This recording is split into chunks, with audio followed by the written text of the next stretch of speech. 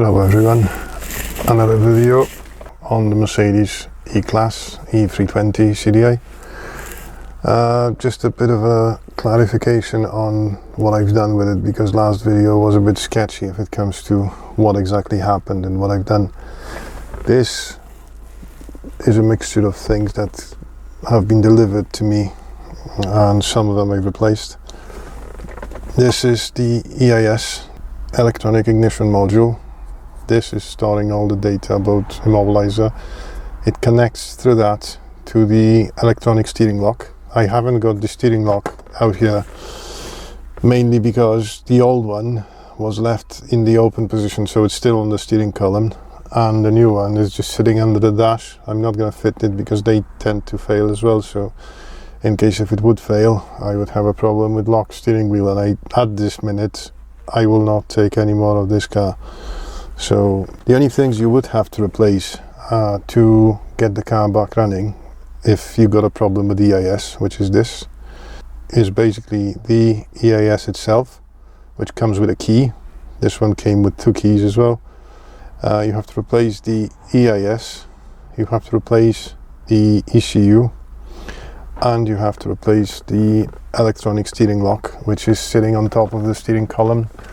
You won't be able to see it obviously because at the minute it's all put back together. Mine is just sitting above on the shelf, just stashed in there. What I've also had, this is something I have initially replaced, but I've put it back to where it was. This is the ESP and PML module, the whole ECU responsible for ESP and brakes. So I've left it where it was because I'm not sure what type of car it was that the ECU came from. I've replaced the SAM module, the front SAM, which is the whole fuse box plus the module underneath.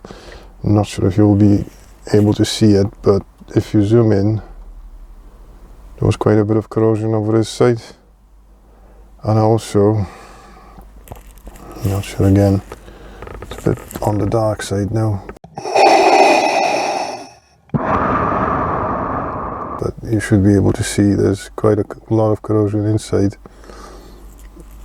And the SAM module I should be able to reprogram, so it shouldn't be an issue. And I'd rather have one that needs reprogramming than one that's been wet at some stage, because I'm not sure what caused the problem with the EIS. So to be on a safe side, not to destroy another EIS, I've just replaced that as well. The EIS itself, it basically lost coding. All the EPROM was destroyed, as in something was trying to save something when it probably disconnected. It might have happened when I disconnected the battery. I'm not 100% sure. People are saying that if you leave the key on and disconnect the battery, it might destroy this. It's quite frail, to be honest, if you consider that's possible to happen. To replace it, there's a little clip on the side. I'll show you now. There's this contraption that's connected to the gear lever. To insert it, place it in there. See the peg on the end of it? That goes into the slot. And what you do, push it in and it locks itself. To remove it, you have to squeeze the tabs and push it this way, out this way. So if you need to remove it, that's the way to remove it. The front, as it sits in the dash, what you do, you have to twist that out. It's like a crown nut sitting around the key, holds in place the EIS. As you can tell, there's a thread on it that basically screws on, and that's the only thing holding it. It stays in the slots and all, but mainly it's that nut that's holding. Then you've got, again a little bit confusing, you've got only one socket used on the back, one small one. Off the top of my head, can't remember was it this one or that one, but there's one blue plug that goes into one of the sockets and the white plug for the ESL, electronic steering lock. So, and again, if the electronic steering lock was in the lock position, that's going to be more fun. To be honest, since it packed in, because I only bought it as a project, I wasn't far off from the only right choice. It was all covered in mold. It was all wet inside. As you can tell, the sides are still covered in mold. I haven't cleaned it yet. The injectors on it are chuffing. It's got quite a high mileage because it's got about 200,000 miles. I know they can go up to 400,000 miles, and I've seen a couple of them with that mileage, so I'm not too bothered with that. The engine is clean though. Underneath it's all solid, there's no rust. But to be honest, when I started to think about buying the kit or getting it fixed, because it's not the only issue with the car, obviously, the fact that I've got it back running, you know, that's just a start. If you look at what's displayed on the dash, obviously most convenient space. Hold on.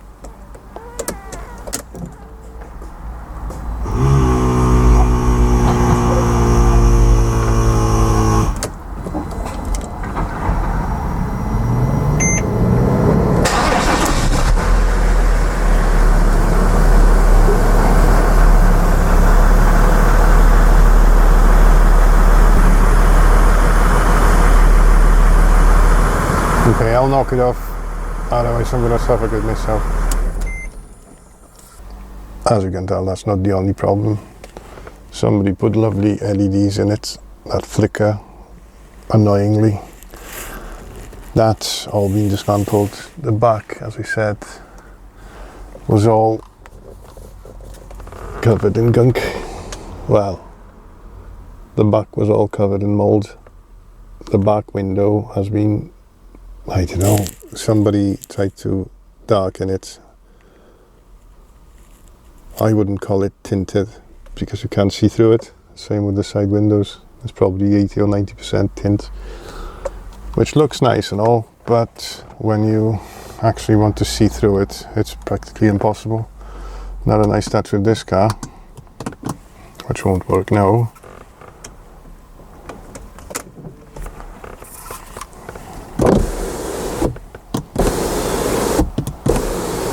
There's the panoramic sunroof on this.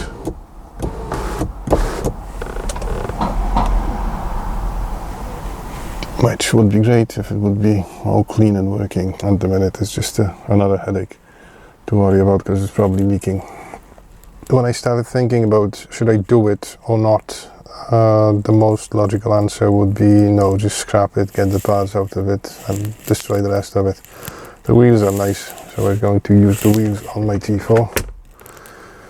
But on the other hand, I hate killing cars, as I mentioned before, and this was supposed to be just more of a project, just to see how we're gonna get on with it. How many faults will it come up with?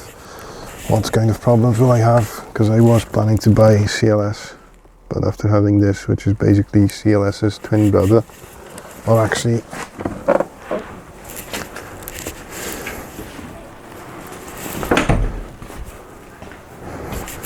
this is where CLS came from, really. I don't know. I don't think I will buy CLS after having this. All the ECUs are sitting by here. It's not too painful to remove them. That's the front SAM. There's the ESP ECU and the main ECU. All that's been replaced apart from the ESP ECU has been swapped back to what it was in the previously. Just to save me from more headaches.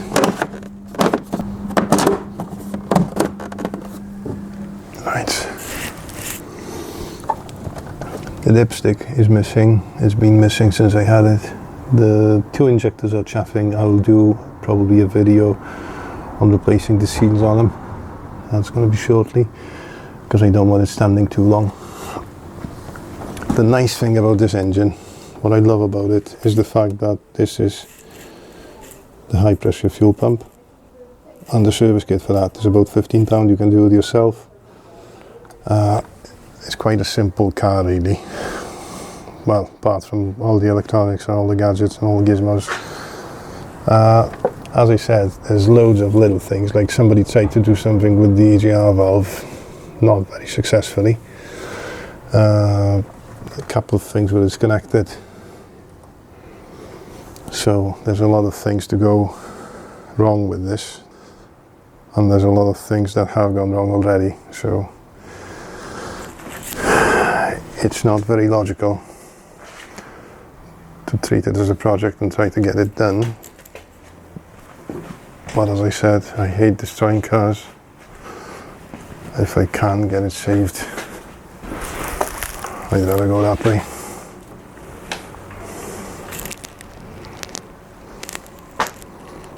I'd rather try and save it. So we'll see. There's been water gathering, but still quite a bit of water there, see. And that was going through the bulkhead previously. I think now it's not going through the bulkhead. It's probably going through, put it somewhere safe. It's probably going through the sunroof. That has been cleaned up. Can't really see much, can you? Fuse box is all open. Everything's disconnected, so at the minute, as I said, it's an ongoing project. We'll see.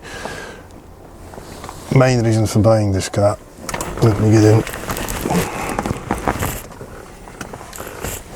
Main reason for buying this car was basically to get myself more into Mercedes electronics, because I knew there's going to be problems with it, and because they are all similar. If you've done one, you probably can do most.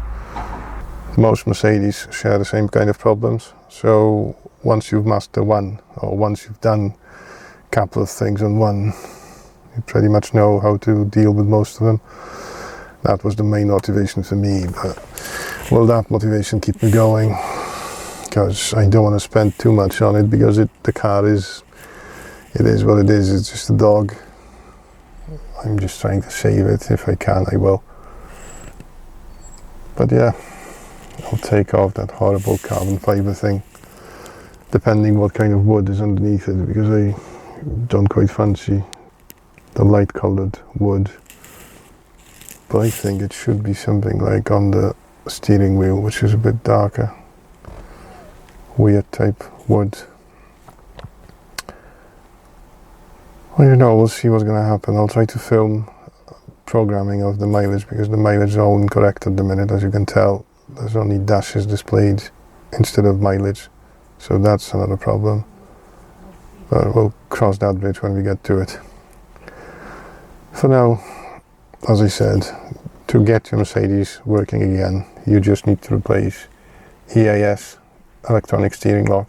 Obviously they come with key or keys, and you have to replace the main ECU. Them three components will get your car started again, providing all the electrics are okay. This one's far from okay, but that side where all the CAN buses are, that side's all okay.